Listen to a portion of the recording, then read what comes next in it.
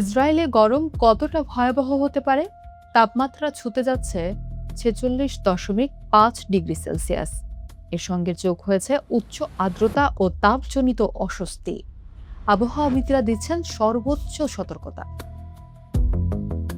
তীব্র তাপপ্রবাহে বিপর্যয়গ্রস্ত ইসরায়েল। চলমান গ্রীষ্মকালীন তাপপ্রবাহ এবার চরম পর্যায়ে পৌঁছাতে পারে বলে জানিয়েছেন দেশটির আবহাওয়া অধিদপ্তর।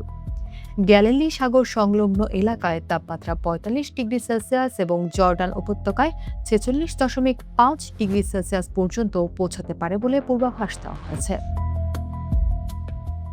রবিবার প্রকাশিত পূর্বাভাসে বলা হয়েছে, পার্বত্য ও অভ্যন্তরীণ অঞ্চলে আবহাওয়া থাকবে অত্যন্ত শুষ্ক ও উত্তপ্ত। অপরদিকে উপকূলীয় এলাকায় তাপমাত্রা তুলনামূলক কম হলেও বাতাসে আর্দ্রতা 75% পর্যন্ত পৌঁছাতে পারে, যা ভ্যাপসা গরম ও তাপজনিত অস্বস্তি আরও বাড়িয়ে দেবে।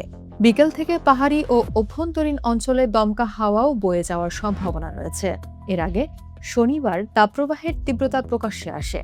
জর্ডান উপত্যকায় গিলগাল, কাপারনাউম ও বেইত শিয়ানের সর্বোচ্চ 43.5 ডিগ্রি সেলসিয়াস তাপমাত্রা রেকর্ড করা হয়। জেরুজালেমের পুরনো শহরে 36.1 ডিগ্রি সেলসিয়াস তাপমাত্রা এবং তার আশেপাশের এলাকায় 40 ডিগ্রি পর্যন্ত হয়ে ওঠে। দেশটির আবহাওয়াবিদরা বলেন, সোমবার থেকে পাহাড় ও অভ্যন্তরীণ অঞ্চলে তাপমাত্রা কিছুটা হ্রাস পেতে পারে, তবে দেশজুড়ে তাপজনিত অস্বস্তি ভারী থেকে চরম মাত্রায় থাকবে। মঙ্গলবার ও বুধবার কিছুটা স্বস্তি মিলতে পারে। পাহাড়ি এলাকায় তাপমাত্রা ধীরে ধীরে স্বাভাবিক অবস্থায় ফিরবে বলে আশাবাদী আবহাওয়াবিদরা, তবে উপকূলীয় অঞ্চলে আর্দ্র ও ভ্যাপসা আবহাওয়া চলমান থাকবে।